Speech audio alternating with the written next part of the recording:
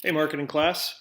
It is Tuesday, April 4th, and your job is through watching this video, you're going to be going through what's the advertising media presentation. So let's get started. Um, so the advertising media, when we talk about advertising media, we're talking about a $144 billion industry. The difference, there's two different types of advertising that we're concerned with. I'm going to back up for a second. Advertising, again, is one part of the promotional mix. So it's advertising, personal selling, publicity, and sales promotions. So this is the most traditional type that you'd recognize. So this is TV ads, billboards, radio advertisements, things like that, coupons, or not coupons, sorry, that's sales promotions. But within that, there's two different types of advertising media. So there's promotional advertising. So promotional advertising are things that you traditionally see, like commercials to buy this. They're convincing you to buy their product or visit their store or use their service, whatever the case may be. Whereas institutional advertising might be used to create a favorable impression of the company or the business organization. So they don't want you to sell anything. They just want you to feel good about the company. Charities may use this. Companies may say, hey, we're a really good company and we're giving back to this charity or we're supporting this cause or whatever the case may be. Yes, they're trying to make you feel good about it, so then you buy from them. But the goal of that particular ad is to just make you feel good about the company and leave a favorable impression. A lot of times you see this after scandals with companies. So I would expect that there's probably going to be some institutional advertising coming from Volkswagen now as they clear their name after the little fiasco. Same with Uber, and we talked about those two yesterday. So institutional advertising versus promotional advertising, that's the difference there. All right, so there's a number of different types of media. You've got print media, which would be magazines and newspapers. You've got broadcast media, which would be TV specifically. Specialty media would be like printed shirts, logos on pens, things like that. Online advertisement, exactly what you would think it would be. So it would be ads on YouTube videos or banners or advertisements on the side of social media pages, things like that. And then mobile advertising. The line between online ad and mobile advertising are very gray. There's a lot of overlap there now that more and more content from online is just available on your mobile ad and your mobile device in the first place. But this could also include in-app advertisements. So if there's advertisements within a specific app, then you'll see that. All right, so here is some data to back up where we are for advertising. Internet advertising by far in 2020 is going to make $993 billion, and that's up from $68 billion in 2016, so quite a bit of growth projected there. TV advertising still up there, but not huge, not as much as internet. And then way down below, radio is kind of flatlined. Consumer magazines is flatlined. Newspapers declining, and then other advertisements and even down to cinema are pretty low. So, but the majority of your advertising revenue and monies are involved in TV and internet advertising. And you can see that up here as well. Here's your percentage growth. So TV by 2020 is expected to represent 32, almost 33% of the market. Digital advertising is 44, almost 45%, and then print 11%, radio 6%. So radio is kind of getting its butt kicked lately. As a total representation of ad spending, you can see the growth here of total media ad spending. But as an overall change adjusted for inflation, it's pretty flatlined. Not a lot of difference going on there. The number one advertiser currently is Procter & Gamble. So they sell things like Pampers, diapers, Dove, soap, shampoo products, things like that, a lot of household products. AT&T is right up there, L'Oreal, Comcast, GM, and a handful of others. And then your top 10 categories for advertisers, automotive, retail, and telecom. Some of your biggest areas of growth are in outdoor advertisements, so billboards. And specifically within the Hispanic media, there's a lot of growth going on there. So what are we seeing in growth and declines overall? We're seeing overall growth in 2016. So last year we saw a growth of 6.8%. So on average, businesses are still spending on advertising. They're still promoting their products, and they're still spending a lot of money to convince you to buy their stuff. TV's down, digital and internet and mobile is way up. Magazines, newspapers are way down. Readership is just low because a lot of these people don't buy newspapers and magazines anymore. They'll get them digitally. So I read a lot of newspapers every day, but I can't tell you the last time I picked up a physical newspaper. I read it all online. So that's what that represents. Again, here's some of our top 10 advertisers, similar to the data you saw before. Procter & Gamble still on top. So let's talk about print media. So let's break down these different categories. When you talk about print media, that includes newspapers, magazines, direct mail, so the junk mail you get in your mail every day, signs, flyers, and posters, billboards, and then freestanding inserts. So when you get the Sunday newspaper and you see all the ads in them, that's a freestanding insert. Newspaper advertising may represent things like the Fond du Lac Reporter, the Wall Street Journal, the Milwaukee Journal Sentinel, USA Today. Pretty traditional. They may be either daily or weekly. So some newspapers come out daily, most of them do, some come out weekly.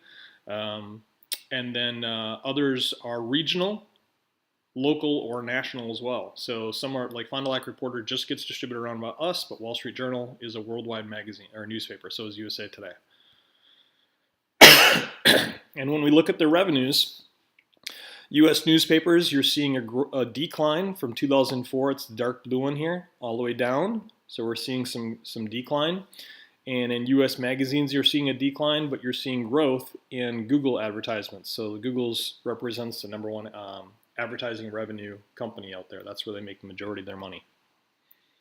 And if we look at what's happening with the newspaper industry, circulation is relatively flat through 2015, so not much for growth there. And the advertising revenue follows suit. Not many people are purchasing ads in a printed newspaper anymore. It's all going digital. Some of the advantages and disadvantages of advertising in newspapers. It's cheap.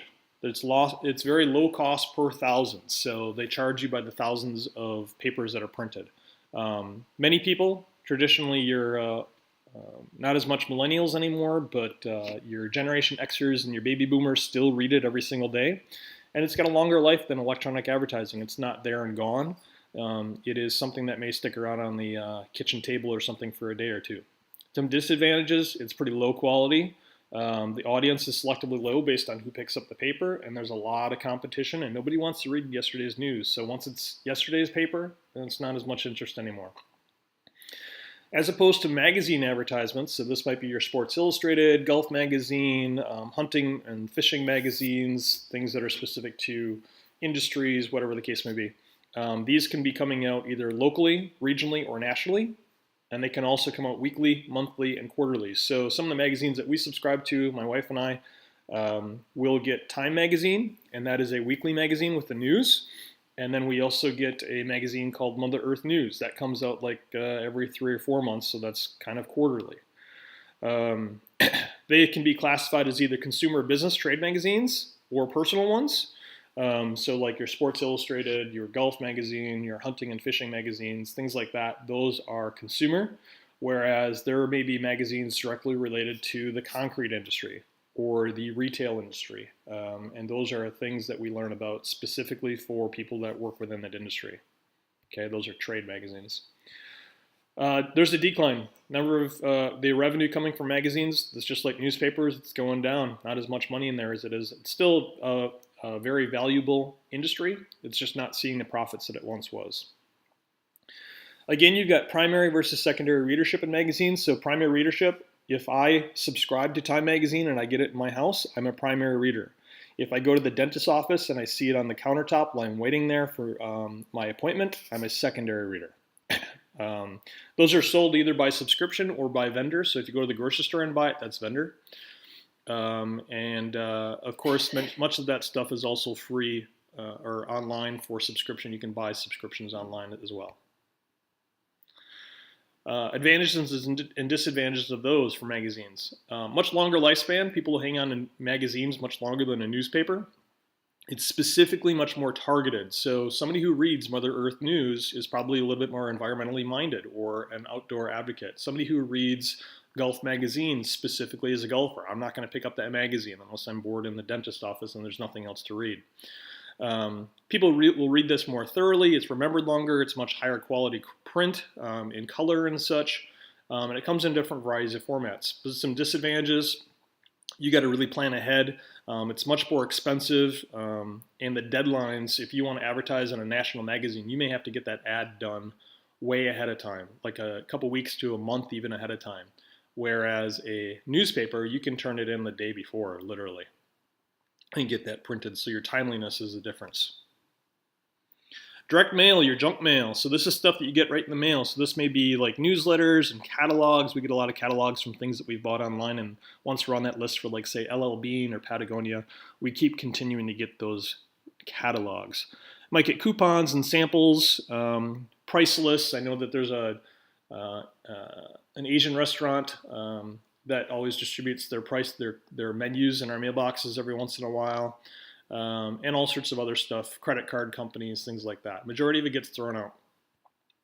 You're very selective. You can get it, you know exactly who's going to get it based on their address. You can control when they're going to get it. Competition really doesn't have a clue who's going to pick that up, and customers can take action on that immediately, or they might throw it out.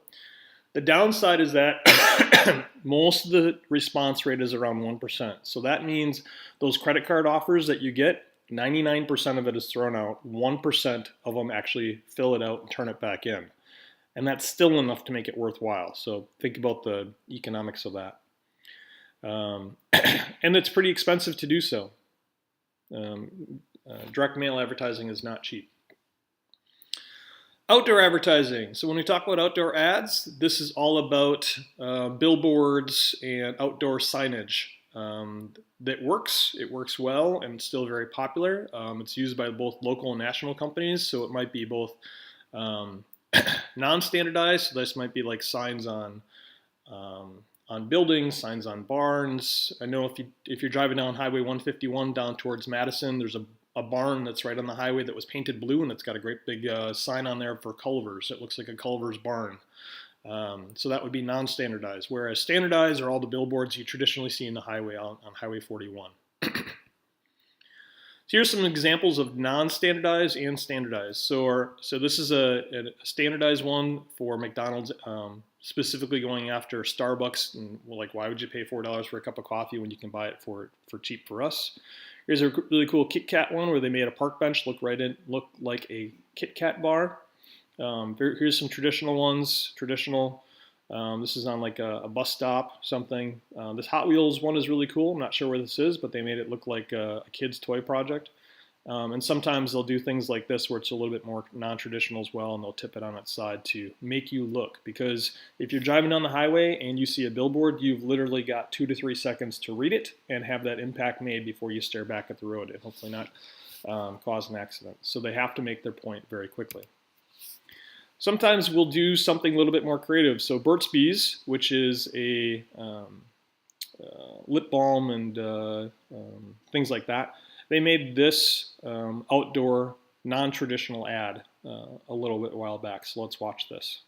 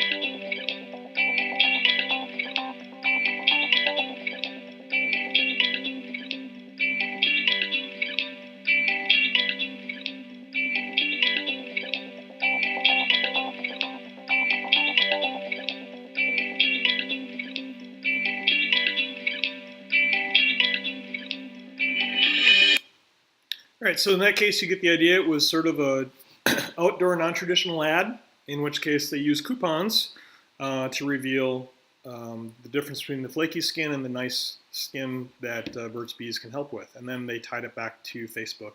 And then, of course, they used this video to help promote their product as well. So that was a cool example.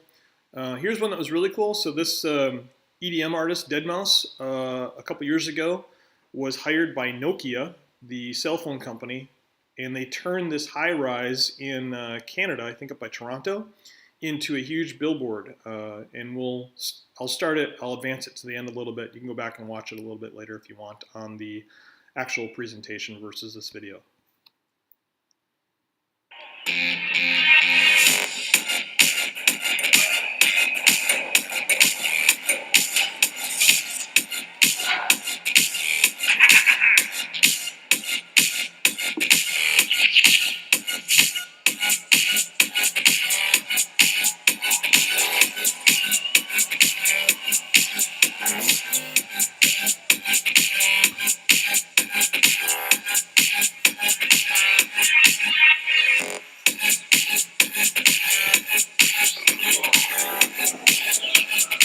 So just for the record, they replaced all the windows in this high-rise building on the river with LED screens to make this huge interactive display.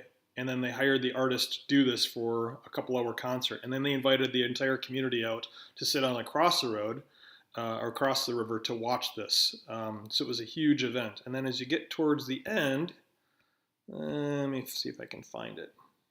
It's pretty cool. You should go back and watch it. Here we go. So here's where they introduce the new Nokia phone, and it turns into an ad.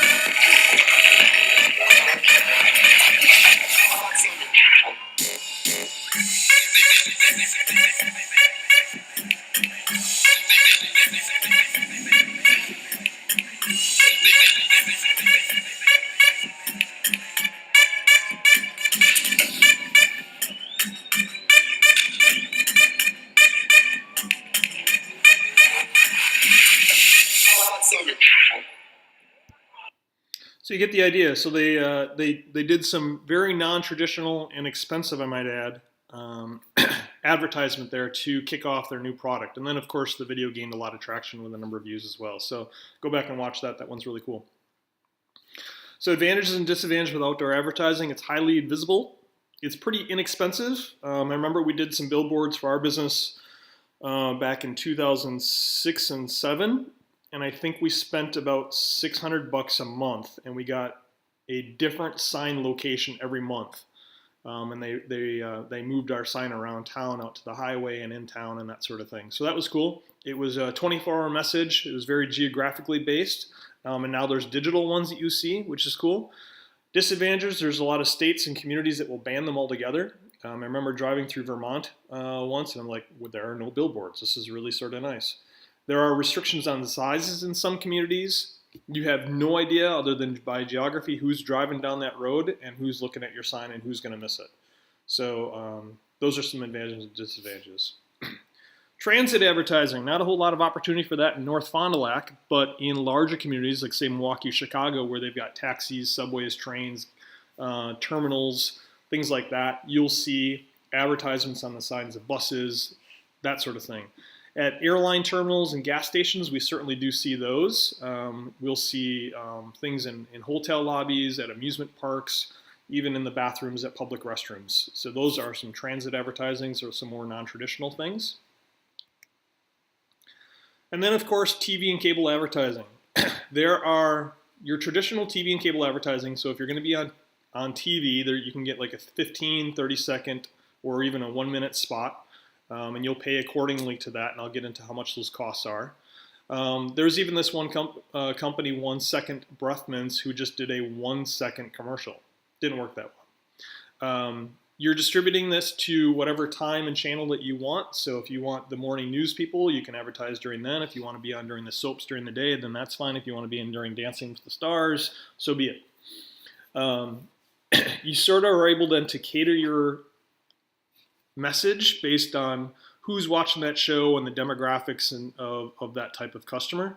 It is expensive. We spent $4,000 $3,000 something a month just to be on the morning news on Channel 5 and then on with Dancing with the Stars and, oh shoot, there was one other show.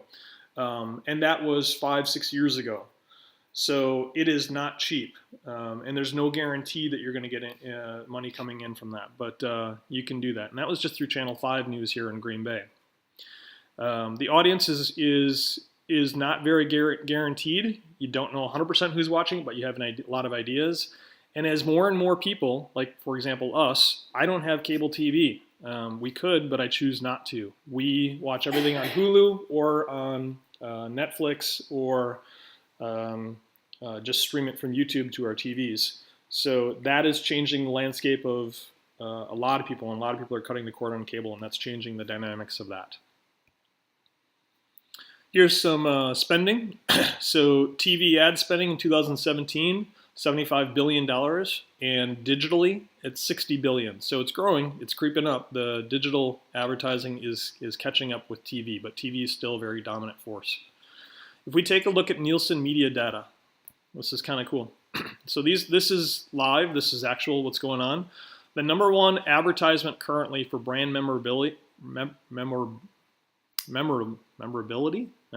there we go, that sounds about right, is Mr. Clean household cleaners, and then Tide laundry detergent, Popeyes chicken and biscuits, Skittles candies. And if we switch to what's the number one TV show currently with the highest rating, 60 Minutes. And that was as of March 20th, so just last week. Dancing with the Stars, number 2, NCIS, The Voice, some basketball, Grey's Anatomy and Madam Secretary, things like that. So those are, if you're going to put an ad on and have it on during 60 Minutes or Dancing with the Stars, expect to pay more than you would for, say, Grey's Anatomy, because the ratings are higher. So that's broadcast TV. On cable, The Walking Dead, the NCAA tournament is way up, O'Reilly Factor, more NCAA. So those shows are the greatest on cable TV's news network. This is kind of cool. You can actually go through and see what the number one video game is, and music and social and things like that as well. So Nielsen's got some cool data that's always live. Super Bowl commercials. Sort of a tangent, but it's worth talking about because it's about $4.5 million for every 30-second spot during this year's Super Bowl ads. Most people that watch them will watch the Super Bowl and those commercials because they view them as entertainment. They care less about the fact that they're actually trying to convince them to buy their product. So kind of tells you a little bit about the bang for the buck out of that. Radio advertising, a dying industry of sorts, changing industry, I guess you would say. It reaches 96% of people 12 years or older every week. Your prime times, your drive times, so on the way to work, on the way home from work, you can get short ad spots, 50, 30, 60-minute spots, and you can be targeted based on, the type of customer that listens to public radio or news radio is way different than, say, that listens to 101 or 94.7 or 105.7 or something like that. You can very target market based on those geographies. And many of them will have a jingle or something like that to make you effective. So here's what's changing. So if you look at revenues, in 2016 we had $15 billion in revenues from radio advertisements and $77 million in revenue in online ads. That's changing. But it's still growing, but it's as a percentage of the whole advertising market, it's still very small. We'll go past this one. However, the things that are changing it is online digital radio listeners. So apps like TuneIn. So TuneIn is an app, many of you may use it, and you can tune into radio stations live from all over the world. In many cases for free, sometimes there's subscriptions. So I use TuneIn at home, I broadcast it through my house, and we listen to radio stations all over the place. And we'll listen to the radio stations like The Current. So The Current is an online radio station that's actually broadcast in Minnesota, but they've got amazing music. The downside is that I hear advertisements for company out of Minnesota. Another one is Radio Paradise, radioparadise.com. I'll wait for it here. is another radio station that I listen to live, and there's no ads because it's all user contributed. So, but the number of people that are switching to online radio stations versus traditional on through your radio waves is changing dramatically, and you can see that growth here. All right, online advertising or internet advertising. So these are ads that are going to show up in your social media, ads that are going to show up on Google, things like that, or on in your email, whatever the case may be. It's growing. Total display and paid search is really where the majority of the growth is. So people that will pay, if you're searching for boots or something like that, companies that are selling boots will pay to have their ads shown up on Google or any other search engines when you search for that particular string. And we'll talk about how that works in a second. And it is growing substantially. So internet advertising revenue is almost catching up with TV revenue. So expect to surpass that, I would probably say, in the next 5 years. And as a percentage of where the money within internet advertising is happening, the majority is search, so that's where Google and any other search engine companies make the majority of their money, is all by search and those AdWords, which we'll talk about in a second.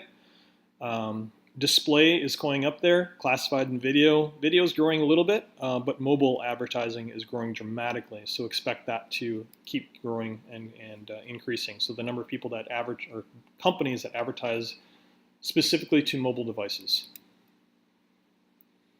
And video and mobile is, as far as change, are seeing the highest percentage of growth. So that's where you're going to see a lot of change and growth over in the future here. And more people are investing in video. We'll talk a little bit about that. All right, here's an important question for you. What company sees the highest amount of ad revenue by share? And the answer is Google. So in 2016, they dominated the market at 31%. So 31% of all internet advertising revenue goes through Google. That is why they make billions of dollars. Facebook is number 2. Twitter's at 4%. Yahoo, which is actually no longer a thing, they're being sliced up and sold out, is down there, and you can see some other ones on there. But Facebook alone makes over $1 billion every month on advertising revenue. So that's where they make their money. So what are AdWords? So AdWords is the cash cow for Google. Let's take a look at this real quick. So what is AdWords? Put simply, AdWords is Google's online advertising platform that can help you drive interested people to your website. AdWords allows you to take advantage of the millions of searches conducted on Google each day. You create ads for your business and choose when you want them to appear on Google above or next to relevant search results. The concept is simple. You enter words that are relevant to your products or services, and then AdWords shows your ad on Google when someone searches for that or related words. So how does AdWords work? Say you searched for window repair. Google combs through billions of web pages, blogs, and other listings to find the ones most relevant to window repair. These are your search results. Looks familiar, right? But wait, there are thousands of search results here. Okay, so you get the idea. So when you search for a product or something, the company will show up here in this yellow space there, and that's an ad, or over here on the right. So if I go to Google real quick, and I type in LED lights, and that didn't work. We didn't get any on there. Let me type in, oh, I know why. It's because I'm searching under personal, under school. Advertising is turned off on the school accounts. So I just typed in on Google LED lights. These are all ads that are going to pop up. And if I click on them, greenlightdepot.com will have to pay Google AdWords a half a cent or whatever it might be. So it's only based on click-through. There's no charge just for it to be there, but if somebody clicks on it, then they have to pay it. So that's how that works. You won't see it underneath your school account when you're logged into school because advertising is turned off on school accounts. So that's how AdWorks makes its money. Some advantages and disadvantages. You're reaching a lot more people, and it's much more targeted nationally based on the type of searches that they're looking for. And more, they're targeted based on your previous searches. So now that, especially with mobile, with the internet ruling that just came through Congress this week, companies can sell your data. You're going to expect to see a lot more targeted advertisements, both on your phone and on your computer, because they're watching and they're paying attention to what you are clicking on and searching, and then you're going to see relevant ads for that based on that. Some of the downsides, there's a lot of ads out there, so there's a lot of clutter. So to be able to cut through that is tough. Video advertising, it's about 2.4% of the overall TV video. It's small, but it's growing. So it's growing, not much. Or it is, sorry, but it's still pretty small. 2016, $74 billion, $73 billion on TV, and on digital video about $8.15 billion. Some companies have done some pretty awesome things. So they may have, when you were looking at digital video or online video, some companies are doing some awesome things. So come back and watch these, the one for Dollar Shave Club and then Red Bull. So in this case, it's a hilarious video. It's got millions and millions of views for the Dollar Shave Club. So their videos are hilarious, and it helped them launch their brand significantly because it became a viral video. And that's the whole idea, is to make your videos entertaining and also create a call to action to get them to buy their product. In this case, the Red Bull, they did the guy took a, I think it was a hot air balloon or something like that, and launched from space, and he dove back into the earth from at this point, and it was all sponsored by Red Bull. So that was some pretty cool stuff. And then sometimes you get things like Dove, in which case what Dove did is, let's just watch a little bit of it. I'm a forensic artist, worked for the San Jose Police Department from 1995 to 2011. I showed up to a place I'd never been, and there was a guy with a drafting board. We couldn't see them, they couldn't see us. Tell me about your hair. I didn't know what he was doing, but then I could tell after several questions that he was drawing me. Tell me about your chin. It kind of protrudes a little bit, especially when I smile. Your jaw. My mom. So in the nutshell, what they did here is they had people describe themselves to a forensic artist, and the forensic artist drew them. And then they had people that knew these individuals or this girl as well come back and do the same thing, but describe that person. And what you found is that when people described themselves, they were kind of brutal on themselves, and they didn't really look at them as beautiful or unique or whatever the case may be. They were hard on themselves. But when their friends or people that knew them really well, the drawing was different. They put them in a much more positive light. And Dove was trying to basically going after the premise of you're more beautiful than you think. It got a ton of views, a lot of news about it, and some publicity. And it worked really well for the Dove's beauty campaign and, of course, their products. So go back and watch the rest of this video. It's a really interesting one. Okay. Social media, we'll finish up with, we're almost done here.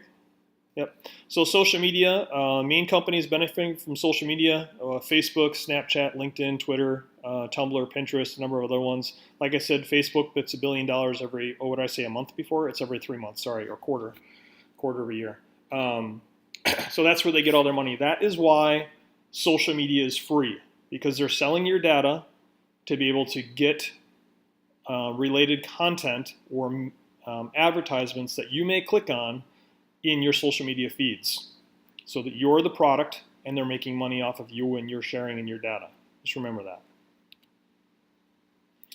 So Twitter was an interesting social media thing. In 2013, if you watch the Super Bowl, you'll remember that the lights went out. Like the number one watched sporting event ever per year, and they had a light failure, and they had to pause the game for like a half an hour or something like that. It was a huge failure on their behalf. During that downtime, and you noted that people watch Twitter during the shows because there's a lot of things that happen with that, Oreo released this ad on Twitter, and it got shared virally millions and millions of times, and it was a huge hit. So sometimes that's the beauty of Twitter, is that you can react within 15 minutes and send out some very timely piece, and this got a lot of positive traction for them. So that was cool. And then the last one, mobile media. So when we talk about mobile media, this is basically anything that comes across your cell phone or smartphone. So the issue there is that what works for TV, radio, and even desktop advertisements and stuff doesn't always work for mobile. It's different. People look at it in shorter distance spans. They look at it differently. It's a come and go. So they have to sort of approach it in different perspectives. As a share of smartphone operating systems, many people are sort of biased about iOS and Apple, but they only represent about 12% of the overall market share. Android is by far the #1 smartphone operating system at over 80%. This is worldwide. So that's always sort of interesting. And Windows Phone, that's dying out. BlackBerry is not a thing anymore. So finally, specialty media. These are like keychains, pens, calendars, memos, pads, toys, clothes. When you go to like a college fair and they give you all that free stuff, that's specialty media. Trade shows use that a lot of time. It's sort of just stuff to say, hey, don't forget about us. Here's a pen. Here's a magnet for your fridge. Things like that. So they're nice. Don't expect to make a huge impact on them though. You may also see advertising media at like Miller Park or Green Bay Packers. They make a huge amount of money off of those. Ads before movies in the theaters or home rentals. Not that people actually rent videos anymore. It's all on Netflix and stuff now.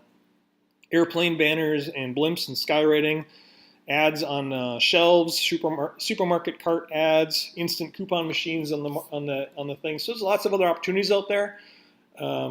They're just not very traditional, and they're not a huge percentage of the overall advertising market, but they're out there. And the last slide.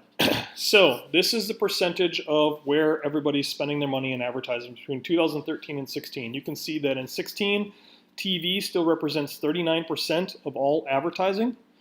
The internet on desktops, 19%.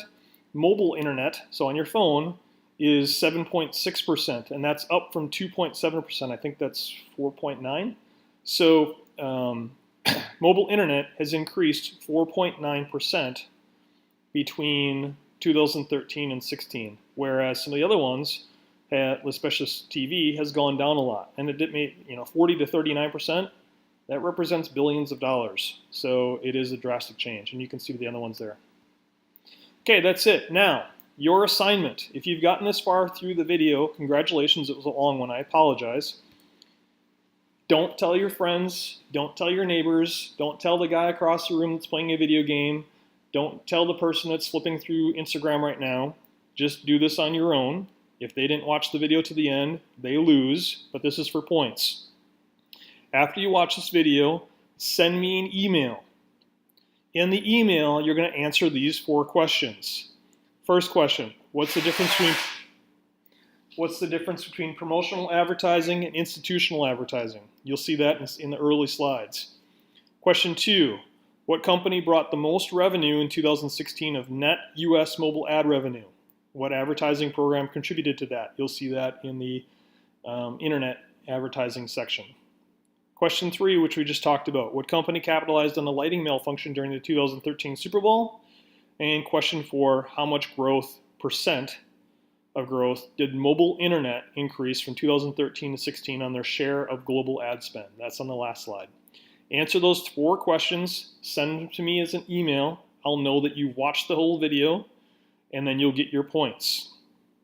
Don't tell everyone else. If they're slackers, that's their fault for not watching.